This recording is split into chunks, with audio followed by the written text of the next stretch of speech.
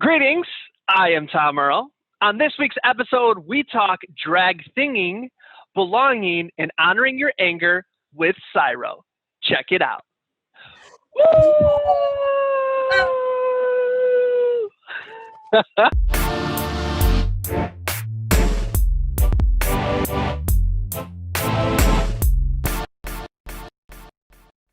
Greetings, I am Tom Earl, and this is my year of adventure. We know you could be anywhere, so the fact that you're here today, sharing your greatest gifts, your time and energy, means the world to me. I hope you know that in this moment you are valued, you are loved, and you are appreciated just as you are. As you can see, I'm not alone. I have an amazing guest. They go by the name of Leah Kirby. What's going on, Leah? Hey, I'm good. I'm hot, a bit sweaty, but good. Y'all got a heat wave going through Europe, don't you? Yeah, we're not used to heat in England. Everyone's like, just like squirming, trying to make. We have no aircon, so the struggle is real. Wow. Well, global warming's not really a thing, so y'all must not really be that warm. Oh yeah, it's fine. It's not real at all. Literally before our eyes, the world. Oh. Well, do you mind if I introduce you to the folks out there via your awesome bio? Yeah, absolutely. Leah Kirby, also known as CYRO, creates theater that incites change and incorporates non-Western techniques to explore social, economic, and political issues through a non-traditional format. They are an activist, theater major, actor, writer, and drag thing called CYRO. CYRO is a queer, non-binary drag thing, and that's in all caps with an exclamation mark. So I don't know if I said that with enough you have to forgive me. Good. Bringing strength, beauty, and awareness to the stage with acts like Run Rabbit, exploring the struggles of gang induction and violence within Black communities. I Am Not Your, a piece delves into Black masculinity within a non-binary body, showing beauty it can exude by stripping back the facade. They use spoken word, movement, composition, lip syncing, and storytelling within their work, inciting change through art as a call to action. Yes! As soon as I read your bio, I was like, hello, my name is Tom Earl. Will you please be on my show? My bio is too much. It gives me too much of a hype because then I just kind of like dodder in like, hello. Oh, well, let's start right there then, right? So that's the bio. The bio's like, brr, brr, brr, yeah, right? Which you deserve all those accolades and more. So we're not taking that away. And all that to say, we like to know who you really are, right? So the prompt is, if you really knew me, or something you could never learn from my bio, what would be the answer to either of those? I'm really clumsy. I'm extremely clumsy. I'm very warm.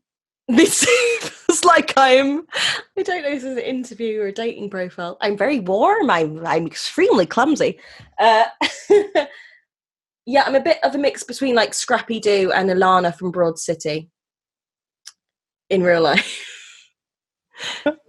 I love that. If we had an animation team, we'd actually animate that and be like, on the screen, boink. Whoa, we're just falling over all the time. Yeah, it's definitely a switch. CYRO is a switch on stage to Leah. Leah is a bubbly, funny, nice, nervous wreck. That's the truth. So we're gonna cover a bunch of things, and I already like how I think there's gonna be some laughter in it, which the folks always like, some good laughs. Let's start right there, because I wanted to save all my questions for when we actually hit record. I was saying your stage name. Now I don't even know if that's correct. I might be totally like butchering what it actually is or minimizing. Tell me a little bit about CYRO, the name, whatever you want to jump into on that. So when I was looking for a name, I actually asked my mum, who is Assyrian. She was born in Iran, and Assyrian is to explain it. They're an ethnicity of people that are, but there's not many in the world, because they were persecuted, and my family fled Iran, on my mum's side, around the 77 revolution. I think it was 77. And CYRO is the name of an Assyrian king. And it was also the name of my mum's cat, as when she was younger.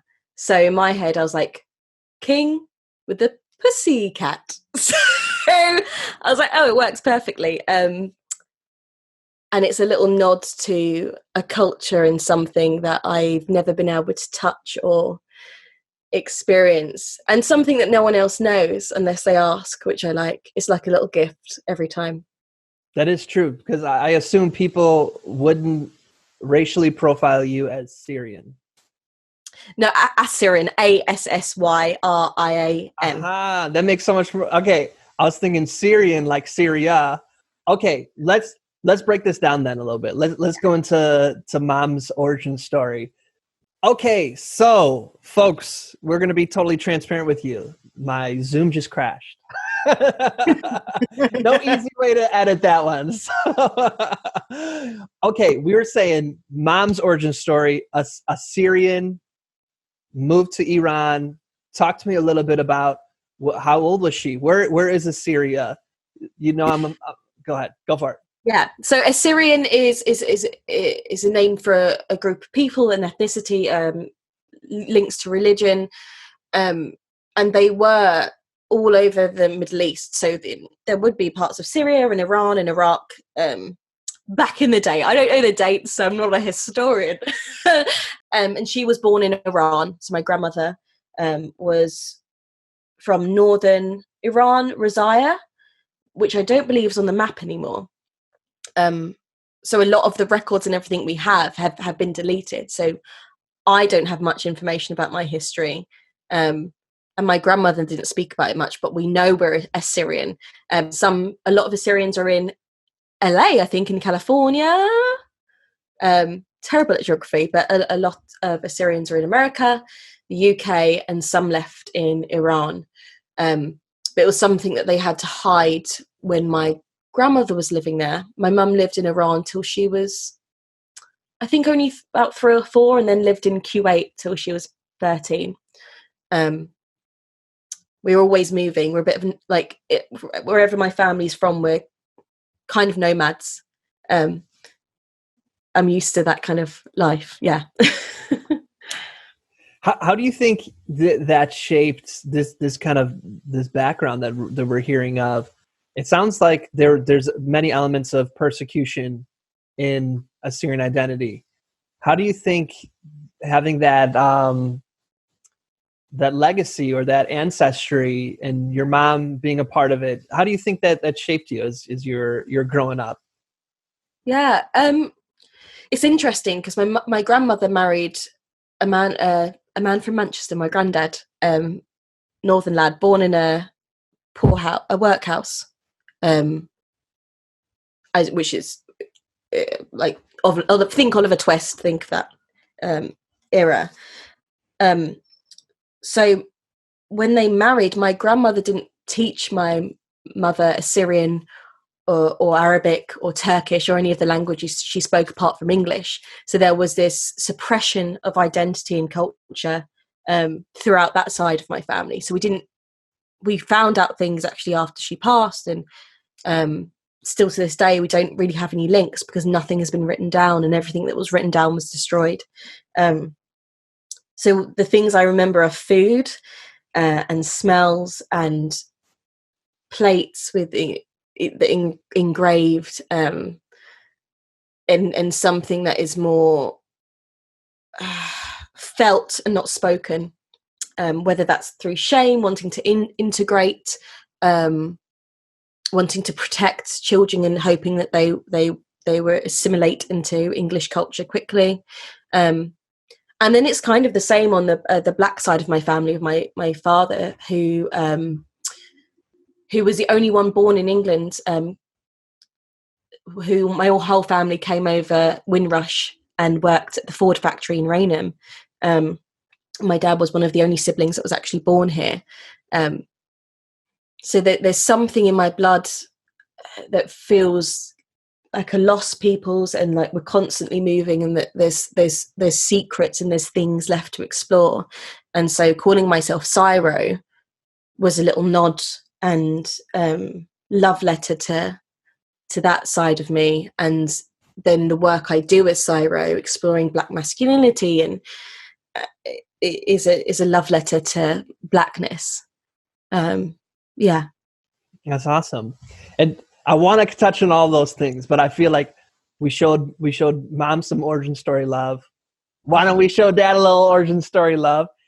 I feel like, I could be wrong, I felt like I heard my wife talking about this, that there was some politics, because folks don't know how racist the UK is too, with Windrush, right? Weren't they trying to kick out everybody who came in through Windrush? Am I trying to sound smarter than I am? No, that's absolutely correct. They deported people. It's still happening. They apologized, but it's a problem that's been happening for years, and only just now we're kind of speaking about it, and it was happening last year. But it's a massive worry for people that have lived here their whole lives, and could be deported back to a country that they don't know, with nothing and no one to go back to. This country's racism is insidious, especially that it was when it's the UK that called the colonies to come work for us, and were the ones encouraging and pulling people over to come to the motherland, to be met with no blacks, no dogs, no Irish, and now their children and grandchildren having to deal with this insult, and that they could kick them out because they can. Yeah. Motherfuckers. Yeah. Pieces of shit. But they're like the grand masters. That like, this is, I think people forget that like the English are the ones that wrote the books. That it's I don't know American life. I haven't lived in America, but England's racism is insidious, and it's calculated, and it's clever, and the empire like they colonized the world. It wasn't, it baffles me that it feels like when we talk about America, we talk about very recent history, and we're like, well, the country isn't that old, and the country comes from immigrants fleeing, and it I don't know, it just pulls my brain apart that we don't see where all these links tie to, and we're so quick to blame other countries and like, this is disgusting and you're disgusting. Like, well, what are the systems that put this in place? Because that's what we need to take apart. It's these systems that are intelligent and money makers and hold people in power to this day. That's how solid they were, and how powerful their effects have been to be felt now. I think Americans, because we're so like enamored with the English accent, that we just make everything seem more like gentle, like, oh, like, because it has an English accent, it's not as bad as here. I think that sometimes like we dull in our minds like you're saying, the violence of the original empire. Yeah, I think it's like, I almost like when someone's a racist. We're all racist because we're all white supremacy is everywhere. But like, if someone's like loudly, violently, aggressively racist, I'm like, oh, I can spot that person. I can see that person. I can see whatever. And actually that's safe of me because I can see it.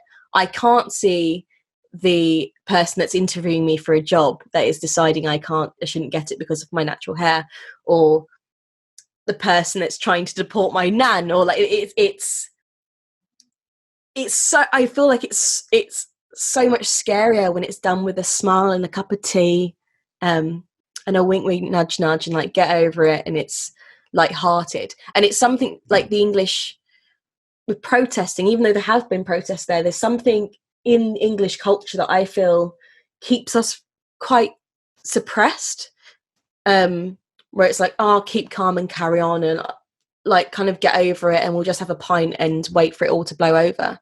So it kind of stops us rising up and makes people of color, and black people especially, feel like they can't speak out because you seem like such a problem when you're surrounded by politeness, when you are just fighting for your life.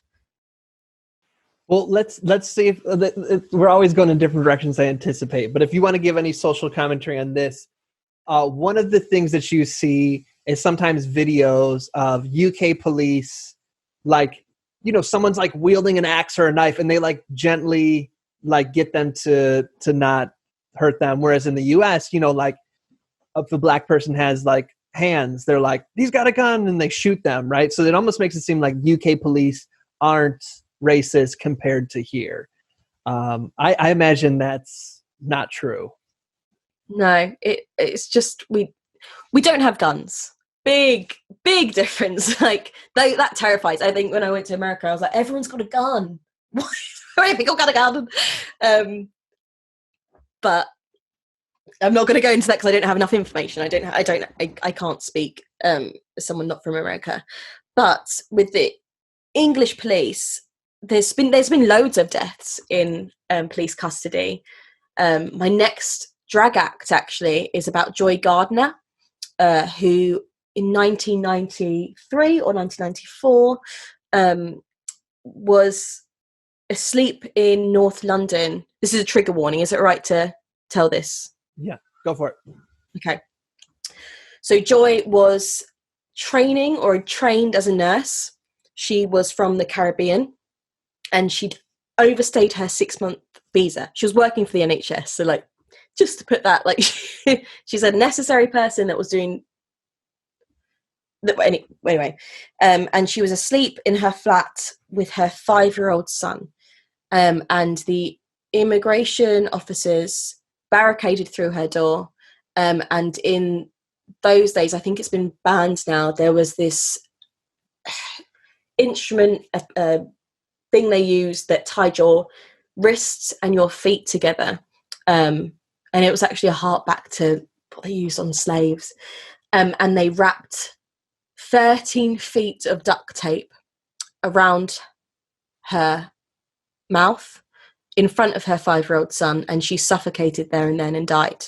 The police did not contact any medical team and took her to the hospital, where they must have negotiated with the doctors, or it was already established that we do what the police say, and put her in a bed dead with drips. Her mother didn't find out until 4 days later when a nurse called to tell her what had happened. And when she came in, the doctor was explaining, I don't think your daughter's going to make it. And she could see that her daughter's dead. And she was like, you've sat my daughter up in a bed to try and pretend that she's somehow not making it. And to this day, no one has been prosecuted for that death. And that's just one death. There's been thousands more in this country, but we don't hear about it and we don't see it. A lot of deaths, a lot of female black women are dying in custody with the police. And they cite it as mental health, or they were struggling, or blah, blah, blah, blah, blah. So the violence is there. It's just not caught on camera. I think we've set a good stage for folks, because I think we have a predominantly American audience, to understand what, you know, your background, both personally and, you know, socially, is that gave rise to CYRO and who you are and what you're representing and the work you're doing. Am I correct on this one? Yeah, CYRO. CYRO, darn it, Don't Tom. CYRO. So, you know, I've one of my favorite books is called The Alter Ego Effect. So I want you to tell me, like, you're way off, you're on point, maybe some of this. And so the book basically talks about that when we want to achieve greatness or become ourselves, and it feels just a little bit outside of who we are, or our limiting beliefs or insecurities are getting away from, are holding us back, that we can create an alter ego and step into that for greatness. So like, for a good example is Sasha Fierce with Beyonce, that was her stepping into, this is who I want to embody. And then obviously she left it behind. Lots of different sports figures have this and stuff like that. Would you say that was an element of what CYRO was for you? I think CYRO was the most Leah I've ever been. CYRO is more Leah's voice than Leah's voice is, interestingly. I think it's because I am an actor. So I'd been acting under my name Leah for many years pre-CYRO. And CYRO allowed me to access something that was darker, more honest, and raw, but had the elements of Leah's training in movement or music, and so I had those styles and references and tools to show what Leah wanted to say in a appealing way, or at least entertaining in somewhat. So a lot of people, drag persona is an alter ego, but I don't think CYRO is. I think it's turning more and more. It is becoming that, because you start to get a brand and a feel and what you look like and etc. But ultimately, CYRO is Leah's voice. Well, one thing to add that this book talks about is usually the alter ego becomes more of who you are than like kind of what you're saying, because it allows you to just fully be this self. So for folks who we haven't seen you, this aspect of you, or I know it is you, maybe you could paint some picture for us. Like what walk us through how it came to be, what it is, any kind of, so we can kind of like be there with you and experience you as CYRO. Okay. Shall I talk about how I became CYRO? Let's do it. Origin story. Origin story. This is my X-Men moment. I love X-Men. So CYRO, I auditioned for a job that was a worshipper, a Maenad of Dionysus for this show. And Dionysus in this show, Divine Proportions, is a Greek god of theatre and decadence and drinking and sex and gender fuckery and queerness. The best god there is. And I auditioned for a Maenad, and I ended up being given the part of Dionysus, who is essentially a drag king. So I was doing this role as Dionysus, and I was doing drag every night, and this show was about celebrating female pleasure and queerness and the non-binary. And a lot of my friends now that are like chosen family are from that show, and that's where I came out as non-binary as Leah. That's where I discovered drag, and I was doing it so often that I thought, why don't I try this professionally and see how it goes? Because I'd loved drag and been a fan of drag for years and years and years, but thought I can't do it. And I went and I got onto a course at Soho Theatre's Drag Lab. And the day that I graduated, I had a show at Soho Theatre where it was my original piece as CYRO and created CYRO. And then I ran to the Globe where I was performing as CYRO doing improv in a show that it was just the most ridiculous drag opening ever. And I was kind of thrown into a pit of fire and just ran with it. I just every opportunity I grabbed at, and I didn't really care if the audience liked what I was doing, because I was doing it for me. Maybe cathartically, maybe because I felt like I had something to say. But CYRO, once they were born, was unstoppable and took over me. I was at his what's the word? At his mercy. Was at his mercy. So for the good folks listening, you will notice probably, first of all, I'm wearing a headset now, and the audio probably sounds slightly different, but as you'll have noticed, it was freezing during a little bit of Leah's important words. So we're switching to phone audio so we don't lose Leah's words. So, okay, so what I'm hearing, tell me if I'm hearing this correctly, is that the theater performance of embodying Dionysus unlocked this like true self that was within you waiting to be unleashed. Is that what I'm hearing? Absolutely, yeah. I also have to note that the show as Dionysus was an immersive dining, drinking experience. So I was dealing with drunk adults in an enclosed space as a host every night. So I was quickly learning drag skills because you had to survive. And it was just so I didn't have the fear because I'd been doing it every night. And then I did the Soho Drag Cabaret Lab, and then I did the Globe, and then I was on my way. How would you say this? So we're kind of like talking about the personal and the professional and the creative and how they all intertwine. How did this ripple into your personal life, into Leah? Yeah. So to find proportions doing Dionysus was a time that I realized I was non-binary. One of my close friends, Len Blanco, who's an amazing drag king, fantastic, is non-binary. Len Gwyn is. And it was the first time I was hearing this language, meeting someone, befriending someone, experiencing transness. So as soon as I realized that resonated with me and my experience, I was like, oh no.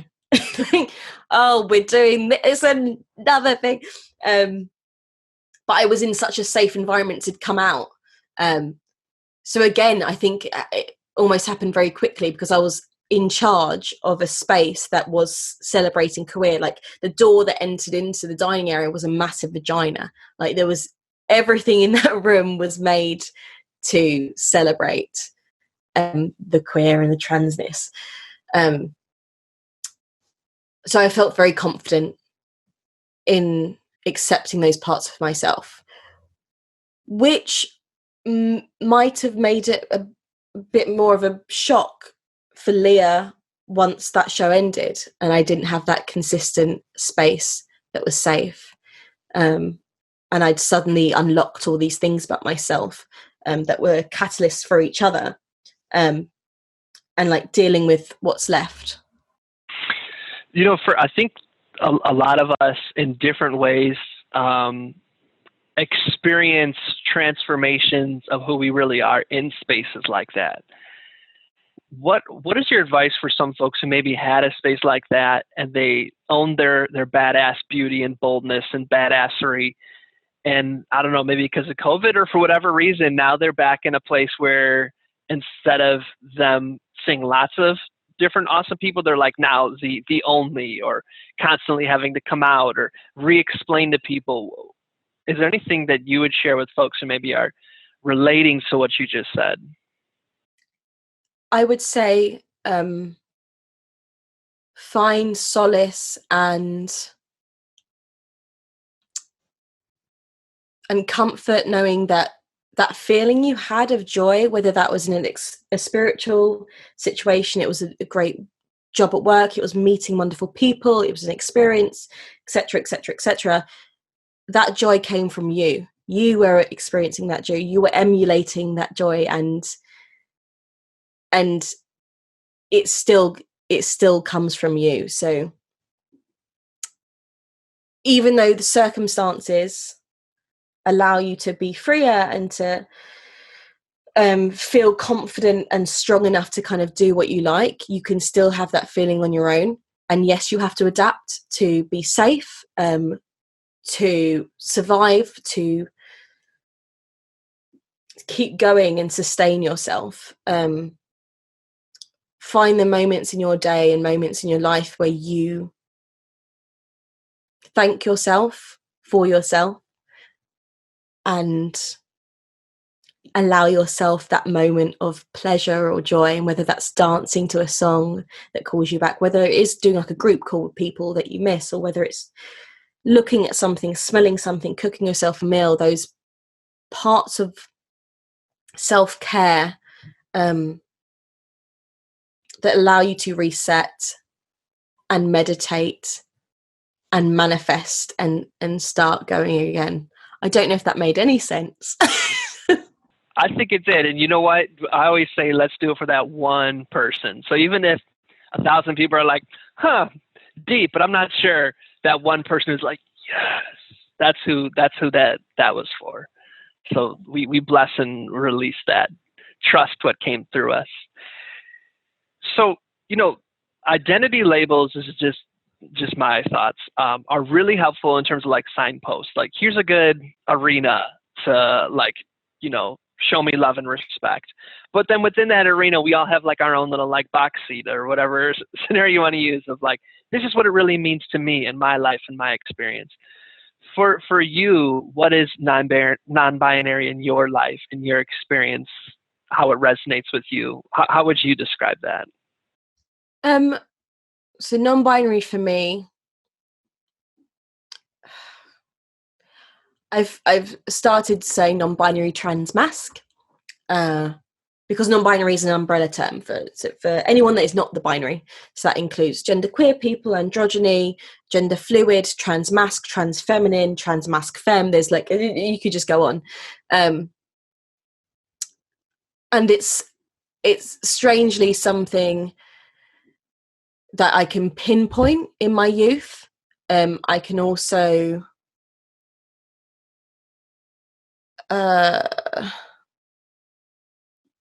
know that I have to accept I have to be honest with myself. There's a lot of turmoil being trans, and there is dysphoria, and there are things that stop you in your day, and whether that's the outside world or yourself. But there's also a lot of joy and almost enlightenment, knowing that you are living your honest, truest life. I don't know if you've seen The Matrix, but The Matrix was written by a trans woman, and and they're now saying, we all knew, trans people always knew, but they're now like openly saying that this is a trans story, and it's exactly that. It's exactly that. That's the. I was so drawn to The Matrix as a child, and I don't know why. And now I know. But the idea of taking, I don't know if it's red pill, and then suddenly being awake. I spent so much of my childhood and teenage years being extremely feminine. I refused to wear trousers. Or what is it? Feminine in mainstream. And I now know that was fear. I was so fearful of being like caught out. And now the way I live my life, it's so strange. I almost want to go back and talk to my former self and be like, this is the possibility. You're putting yourself in a box out of fear. But I also don't ever want to go back because I don't know who that person is. It's such a big transformation, and it's so awakening that you do feel unstable, but you feel unstable with this energy and this buzz of like possibility. That is so dope. I love the connection you just made with The Matrix, because at least in my life, I hear so many like cis, hetero dudes, like hyper masculine, toxic masculine, like use that as all these scenarios for their bullshit scenarios, and to like draw it back that you just did, that it's created by a trans woman, and you blew my mind. I love that. So one of the intentions we had at the beginning of the episode was to say, hey, let's talk about things for people who might be relating to what you're going through, where they can have some value and be seen. But then also people who maybe were afraid to ask questions, let's try to ask questions on their behalf so that we can get stuff out there too. Yeah. So for folks who are thinking, I've heard of non-binary, I've heard of trans, I've heard of masc, but I have not heard them put all together in one identity. Can you break that down a little bit? Yes, I can try. I'm having gender therapy to figure it out myself. So non-binary trans masc. So there are elements of myself that I feel gender dysphoria, and like I was born in the wrong body, where I want to look more masculine or present more masculine or identify as more masculine. For example, my chest is something that I have turmoil with. But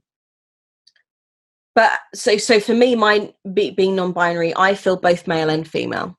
I don't feel androgynous and I don't feel neither. And some people feel like that. I absolutely feel the masculine and feel the feminine both at the same time, but I slightly feel more masculine. So if you think of it as a sliding scale, like 60-70% masculine, the rest feminine. It's difficult because you have to talk about it in a binary way to make it understood. It's like you're trying to deconstruct transness to fit into a binary way of thinking. It's, you know, the other thing that I always think of is when I have conversations like this with my guests is also like the element of privilege and the kind of bullshitness that comes with privilege. Is for my guests who fit into like a box, and I'm using the scare quotes, you know, there's never really, and maybe I should start having these conversations with my guests just to flip the script of like, now let's talk about your gender identity for a while and explain to the good folks listening your gender identity. How does that, and I know we set the intention ahead of time, that's why I did ask, how does it feel though that in most interviews you do, or that it's something that probably I'm sure comes up and folks are like, talk about this. How does that sit with you? I talk about it, but I think I talk about it almost on a very surface level, and I think I'm expected, as most people are in any kind of interview, to be an expert on it. And I'm like, oh, I've just started my journey. I'm not an expert and buggle. So it's a lot of pressure because I want to give a good even though I shouldn't be representing entire people. We know that marginalized groups, when they're on bigger platforms, end up representing large groups. So I want to give an understanding of what non-binary and transness is that's clear, and that feels inclusive. I think sometimes I wish I was asked questions that almost might be a bit harder, or that might be a bit silly, or things that like people think they shouldn't ask. So I say that. I don't know. I think I don't know how to talk about it because this is the first time in my life I'm able to. So I'm happy to do it. I just don't want to fuck up. That's all. I just don't want to fuck up. Well, I appreciate you sharing that. And now I'm trying to think, well, what's a silly question, or what's a off the wall question I can ask to, what do you think is what comes to mind when you're like, I wish people would just ask me this stupid question? Like, what were the points in my childhood where I was questioning my gender or aware of, and it was manifesting in something else?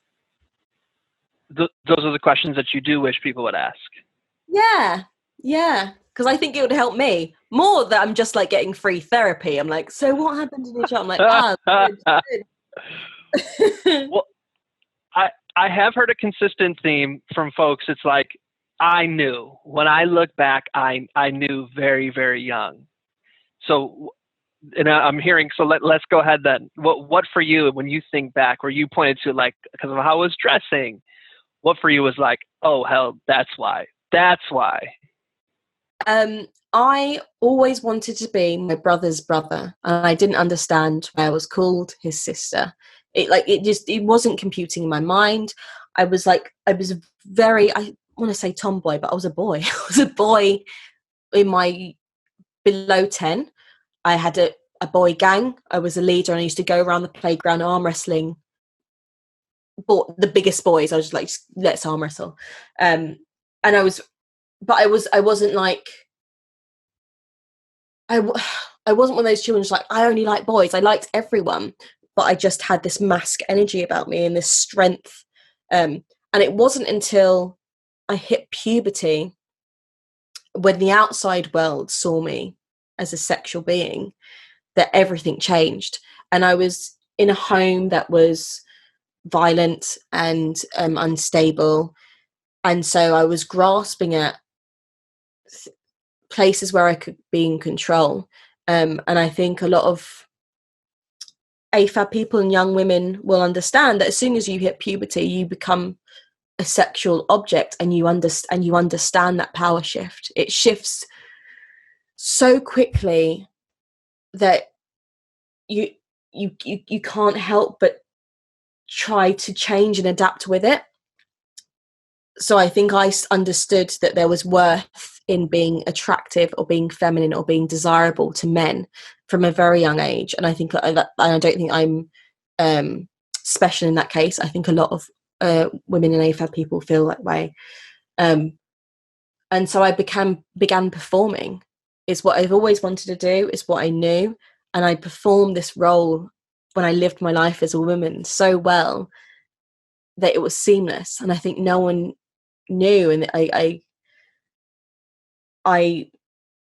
even convinced myself. I wasn't even thinking about gender or thinking about being feminine. I was just trying to play this part really well. But I remember the switch, and I remember it was, and I'm going to call him out because he can message me, Jonathan Russell, who was in my boy gang group, who was a dear friend when I was younger. And we were getting changed in PE because girls and boys changed together in class. And he went, "You've got really fat thighs." And I was like, "What?" And I just suddenly saw my body as different to him, and was like, and it just ended. And then we just kind of disbanded the gang, which is a shame. Get in touch, boys.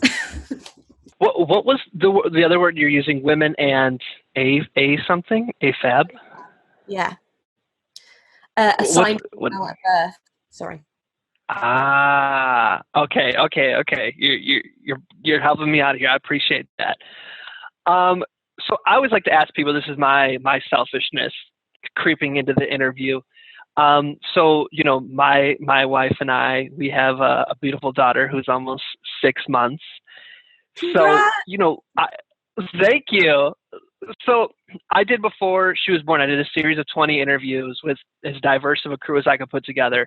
And then I always like to ask guests after that questions on basically like, what advice can you give her, trying to set up a community for her. And, one of the questions I ask is, that yes, we're calling her our daughter right now. We're assigned female at birth. What is a way, do you think, that for like adults in your life could have been, and so this would apply to my daughter, like could have been there for her as her parents to kind of like acknowledge that like, this is a choice we kind of made for you, but it's like up to you, kid, from here on out. Like, what do you think is a way that adults in kids' lives could be like that for young people as they're growing up? I just think, what's the word? Sorry, my dyslexia is like beep boop and stopping me finding the word. Representation.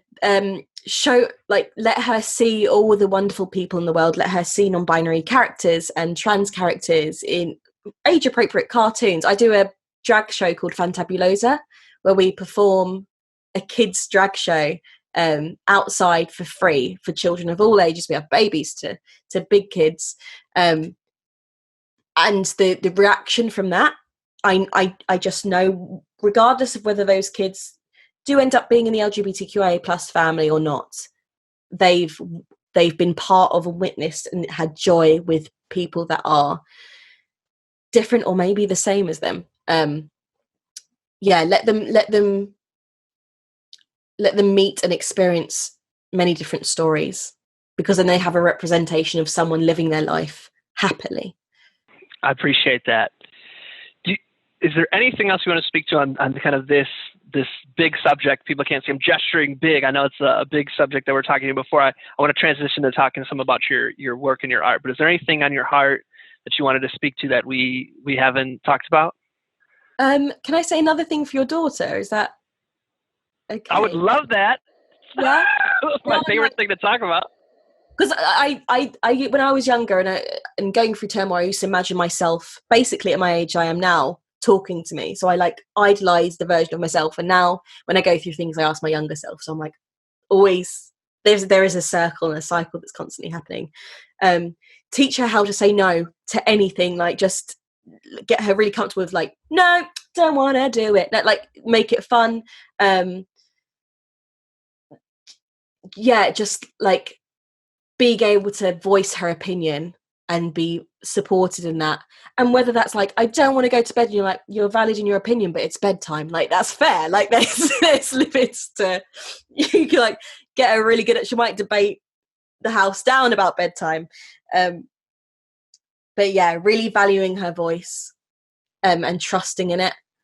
I think I've always had a strong voice, but the adults around me didn't trust me or hear it.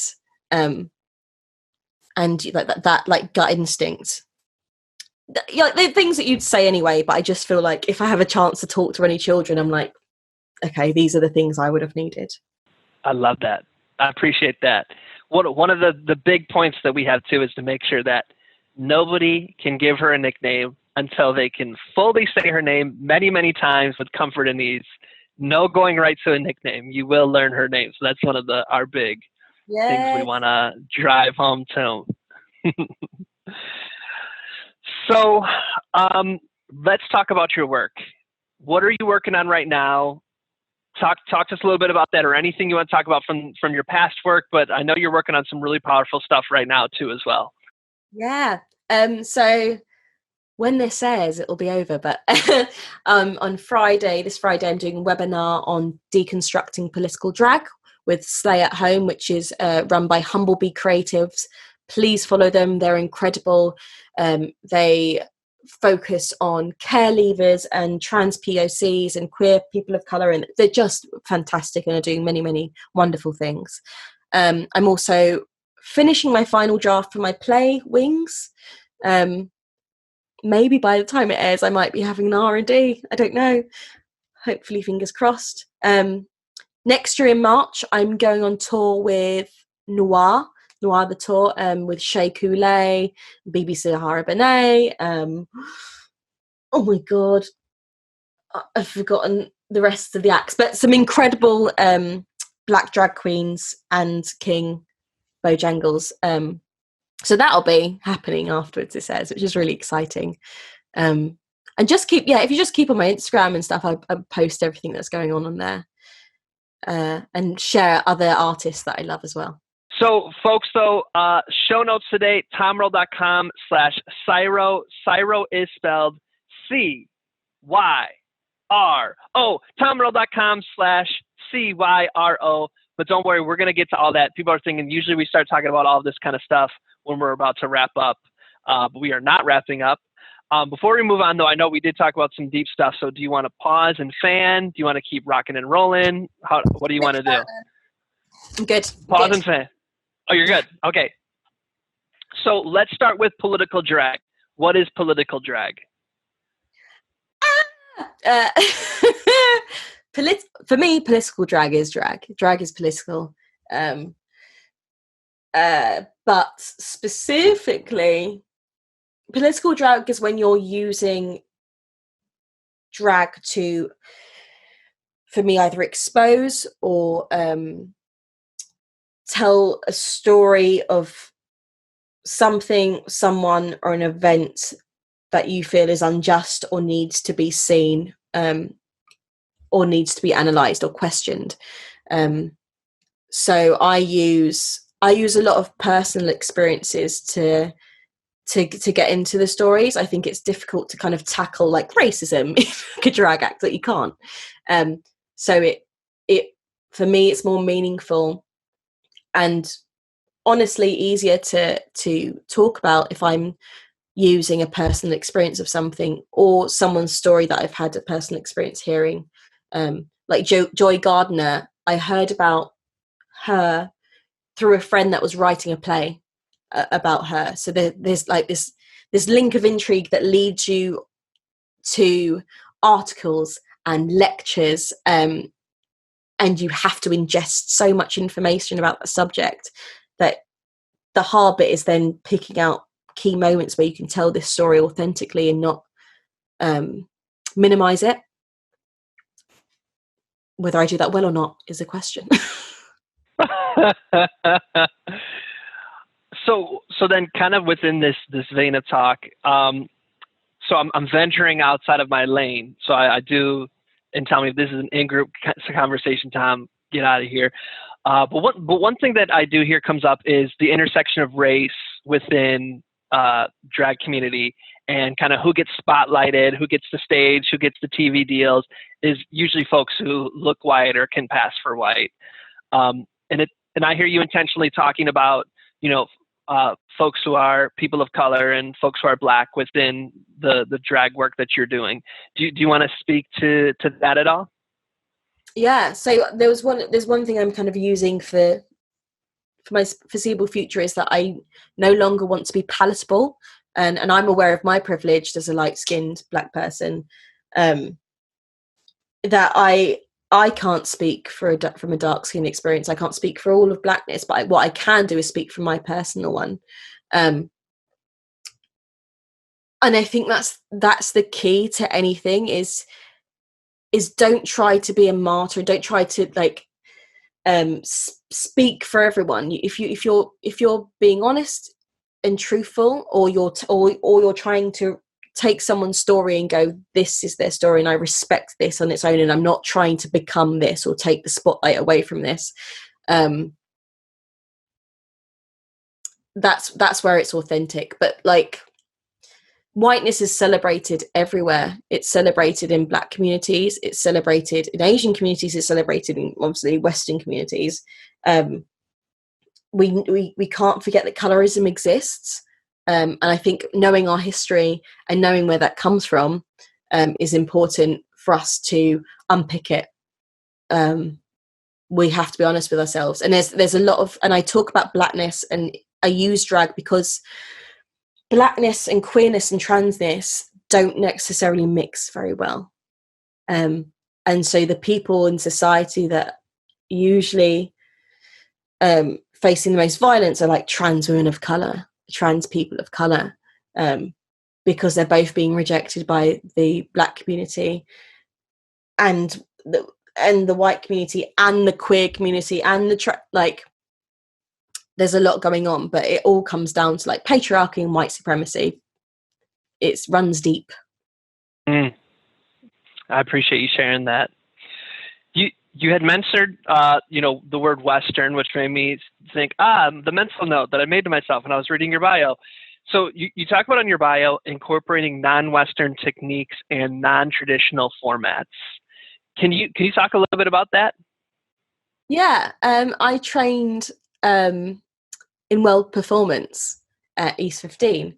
So I trained in non-Western performance. So I was learning like African dance and Balinese theatre and Buto and No and Brazilian theatre.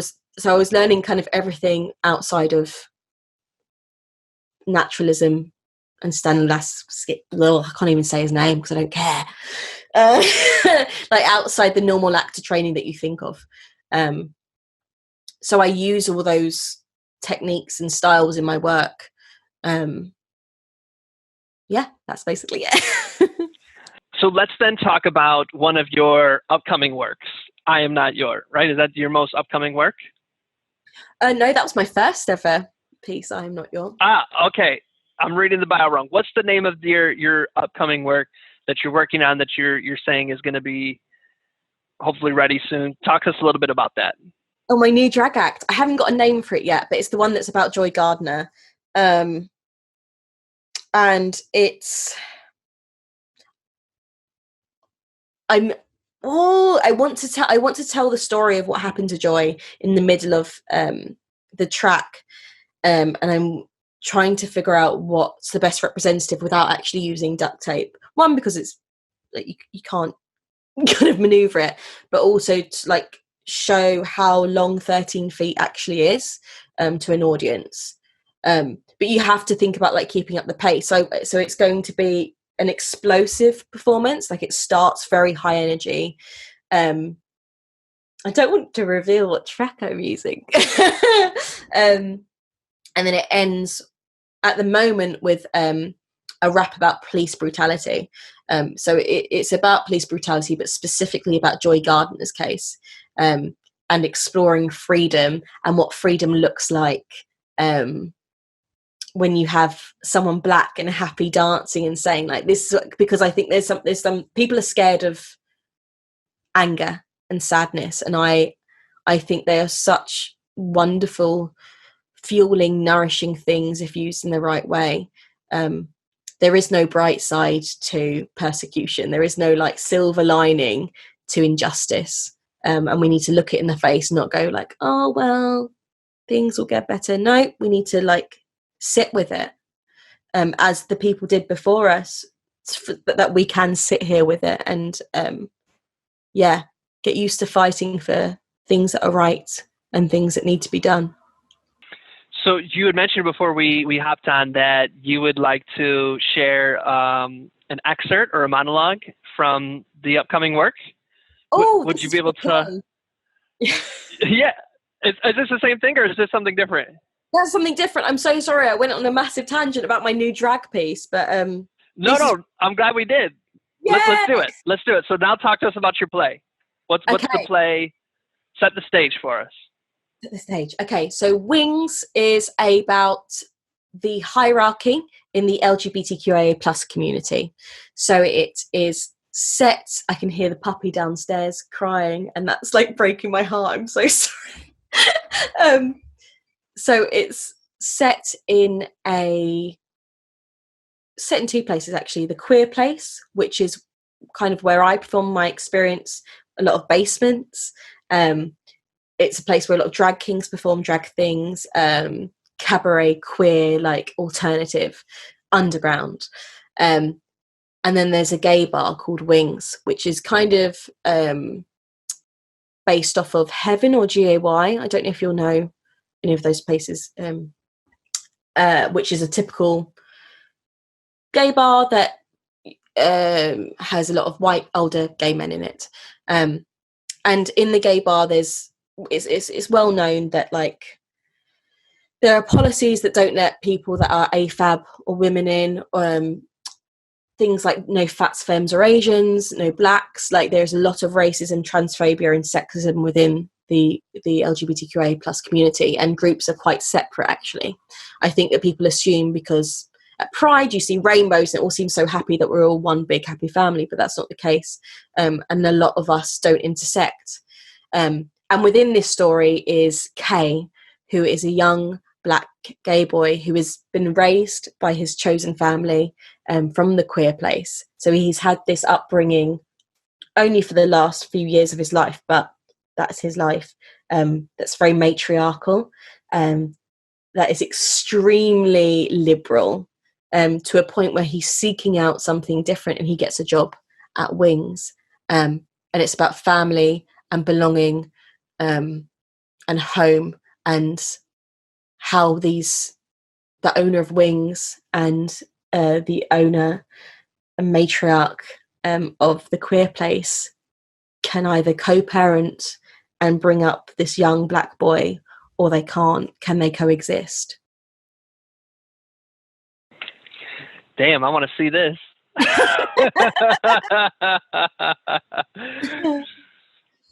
So, okay, perfect. Why don't you share with us the monologue? Yeah. So this is Zaza, who is the matriarch of the queer place, and this is her monologue or poem. I miss his hair. My mother would pull my hair till I cried. You know the feeling. Sat between her legs, uncomfortable and hot, and when she finished, I'd been given a baby facelift. It felt like she was trying to straighten me out from the roots. Sometimes, when there was a special occasion, she would get my hair relaxed. The woman would eat patties above my head, dropping crumbs onto my scalp. As it burned, flesh would peel. I would smell my skin cook, and she would eat. Sometimes I'd get one day where I could wear my afro out, and milky, sweaty hands seemed to sniff me out like hellhounds. Grubby little fingers digging and twirling. One day I snapped. Then I snapped. My mother never forgave me for losing that place at the school. Why you always making trouble? It calls me. Trouble. I'm very strong, you know. My dad was broad and dark. I have his strength, one of his few gifts. I've got the Williams blood in me. When Mama discovered my troubles, she told me to leave. I shaved my head and left my hair on her bed. I was such an asshole. I did as we all did. Survived. I became a collector, picking up loose hairs along the way and twisting them into my lock, covering them in castor oil and shining as a unit. He was so shy but quick, you know? Something in his voice made me feel at home. Northern charm. We were babies together. But somehow, even as a teenager, I'd always been a mother. He called me trouble. He was my beautiful boy. We complemented each other. He was soft and tart, and I was strong and sweet. When you're doing rope twists, initially when you start learning, you start with the basics, as with all things. You think it's a simple twist, passing one strand over your hand to the next. As you twist, some of the hairs from one strand will incorporate into the other, creating clumps.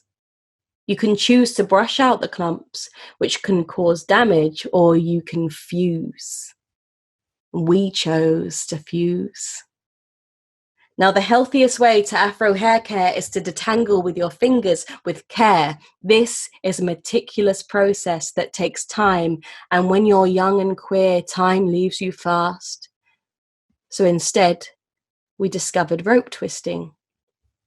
Rope twisting involves twisting the strands separately before turning them over each other, passing between hands. The hair is facing the same fate, moving through the same tracks, but the hairs remain within their strand. It also means when they're undone, they separate easily. No clumps, no damage, no trouble. It's surprising how quickly you forget those who starved you when they offer you a piece of bread, and how unwilling you are to share the bread with the ones who shouted with you when you were starving together. There was nothing sexy to the world about being butch, black, trans, and trouble. It's hard to believe that's changing now because of a few adverts. We are still starving. I will not celebrate crumbs. Yes. Whoo! Fire. Wow. Damn. Whew. Oh, thank you. Oh man. What is it? And this might be a bullshit question. What does it feel like to like hold the power of such an awesome gift? Like you're really, really good. Oh, I can't. I don't feel that. I don't know, because that's very, very kind. I write things and I don't. I let it come out as it comes out quickly. So I would have written that in a couple of minutes or something. And I wait. I try to do the normal thing of just writing when you're meant to write, which is healthy and structured and what you should do as a writer. But I also allow those moments of like word vomit. And they come from when I'm distraught or angry or pain.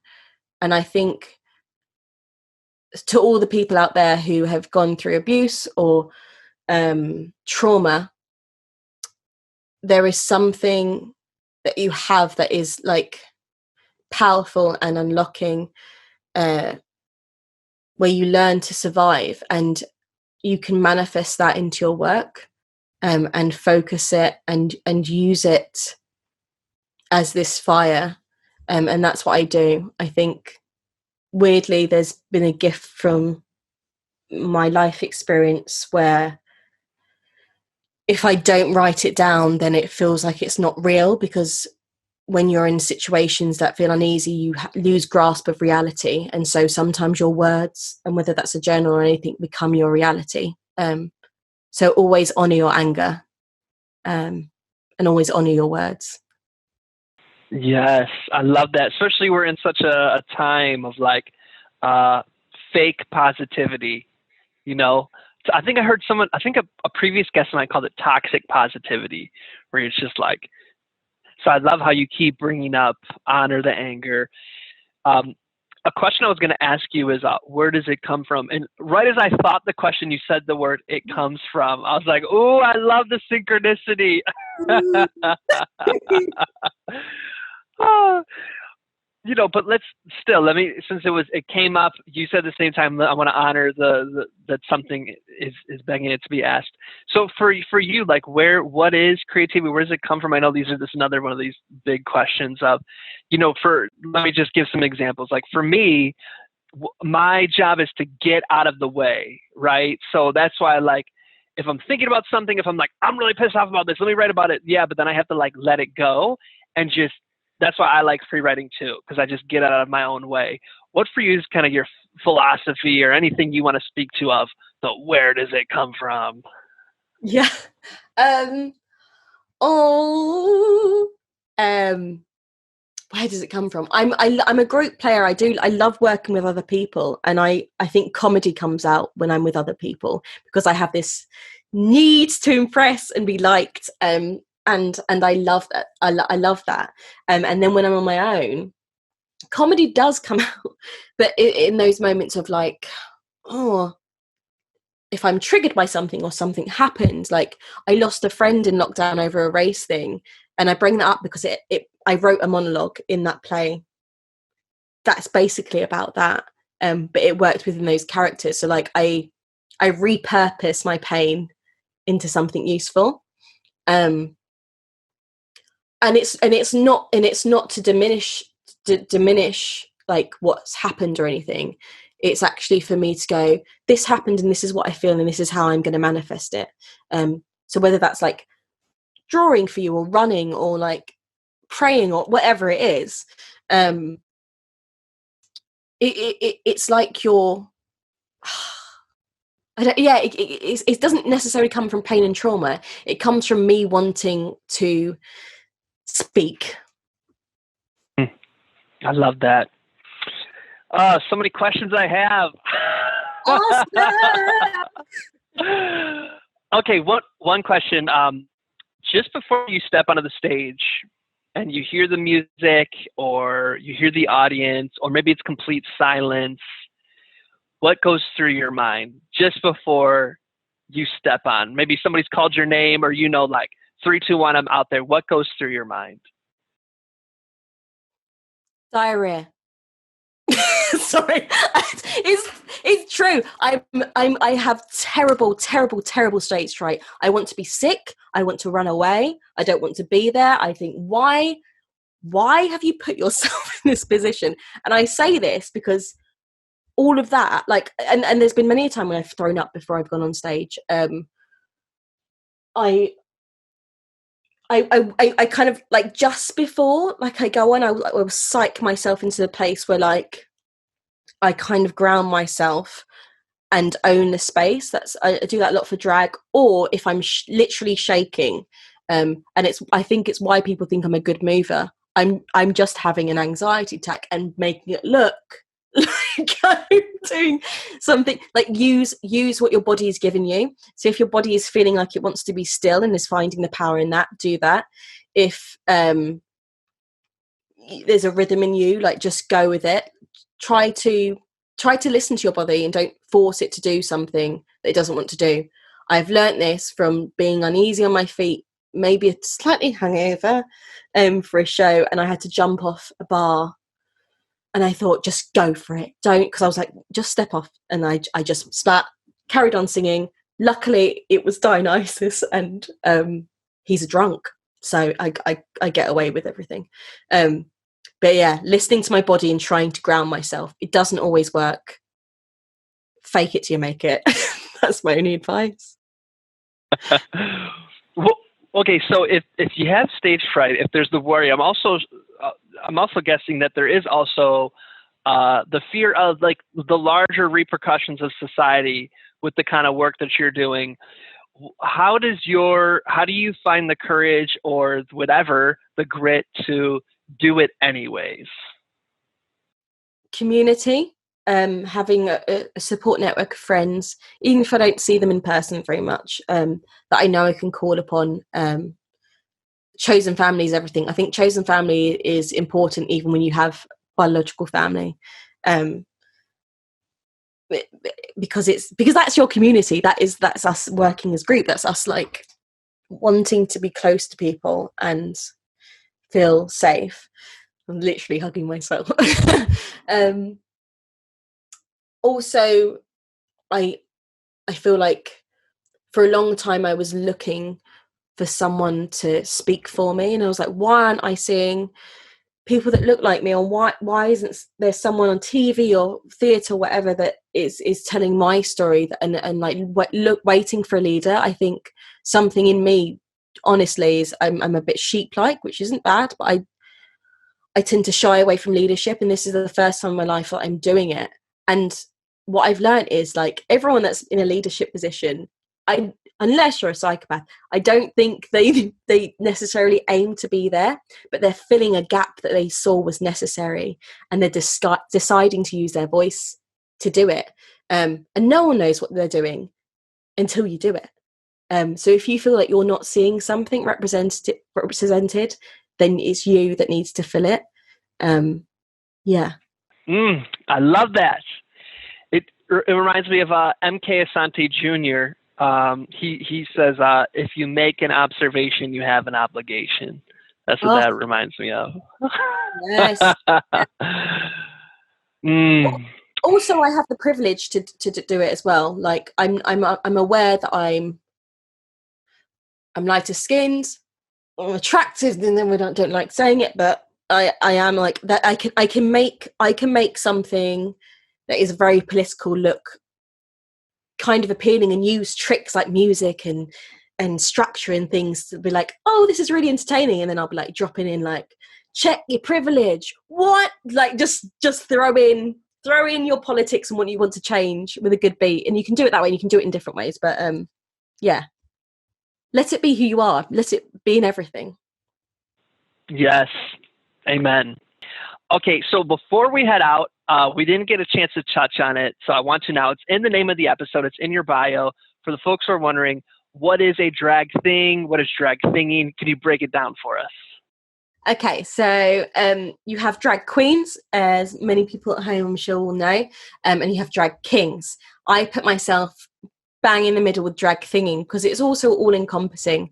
Drag thinging not only represents my gender as non-binary and gender fluid and gender fuckery, but it's also what I do. It's a drag thing. It means I can creature up or just become outer worldly. It's no limits. Yeah. I love that. No limits. That's the best. So anything you wanted to speak to, anything on your heart that you want to give voice to before we start to wrap it up? We're going to have you back, most definitely, for part one of this interview.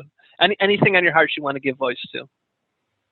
I don't think so. Thank you so much for having me. I'm honestly like, I don't know why anyone wants to listen to me, but I'm grateful for the platform, and I want to keep learning. So like, I encourage people to reach out to me, to speak to me, to ask for help, to give me advice, to like check my privilege, like all of it. Do it nicely. I have an ego, and I I'm sensitive. I don't genuinely am. But like, I think it's important to like keep those conversations going. I'm an open book. No one really talks to me in my DMs apart from you, which is really nice. And like, this is a lovely example of international, like, some people not knowing each other having a conversation. So I just encourage others to do it in whatever walk of life they're in. I love that. I love that. Literally, I don't even remember which one, but I found you through some hashtag, and then I was like this and then that, and I was like, oh, wow, this is an awesome person. Boom, DM, and you're like, I'm in. So I appreciate you so much as well. I want to encourage folks to reach out and share with you their love, share with you affirmations, share with you community. And so where should they do that? This is the plug. Where can Instagram, website, anything that you want to plug? Where is all that? Okay, so at CYRO Drag Thing is my Instagram for CYRO, and for Leah, my personal one, which isn't as interesting, but is at Leah S. Kirby. Feel free to DM me on either. I've got Twitter. I'm really bad at Twitter, but I will use it if people talk to me, which is at Leah S. Kirby, but that is as CYRO and Leah. Yeah. And website? Do you want folks to, what's your website? I never use, my website is strikingly, and then Leah Kirby. I know I should know this, and I do apologize. It's like www.strikingly.com/Leah Kirby. I think if you type in Leah Kirby strikingly, it will come up. It's also on my Instagram, so you'll have the links there. And we got to hear for you. LeahKirby.mystrikingly.com. Of course, all the show notes for folks that are on the go. TomReal.com/CYRO, TomReal.com/CYRO, TomReal.com/CYRO is where you'll find all of those goodies. Once again, I just want to thank you so much for taking the leap of faith, for being on here, for being so open, for having patience with me stumbling through and mumbling and all of that kind of stuff. Means the world to me. I know the folks who are listening also are feeling like, hell yes, this was an awesome use of my time. So thank you so much. I really appreciate you. I appreciate you. Thank you so much. Of course. Here's our closing ritual. It is for you to share an invitation with the folks listening. So what would you like to invite them to do, to be, to consider, to evolve into, to reflect upon, to read, to... What's your invitation? Oh, bloody hell. My invitation is to never judge yourself on surviving in whatever way that comes in. Always know that your voice is valid and to speak up when you see injustice. And we all need to check our privilege daily, and make friends with someone that is nothing like you. Like try to listen to someone with a different experience from your own. Maybe not a white supremacist, but in the spectrum of things. Get to know a queer. We're great and fun. I don't know what to say. I'd say you nailed it. Great work. Thank you so much, Leah. I appreciate the heck out of you. I'm sending you a virtual hug. Thank you so much. Thank you. Of course. And to all of those who are listening, as always, we're wishing you peace and blessings. Thank you. One more thing. I'd love to continue the conversation. Feel free to join me at TomEarl.com/join. Subscribe below, or let's connect on social media. Tom Earl Artist. Thanks again for watching.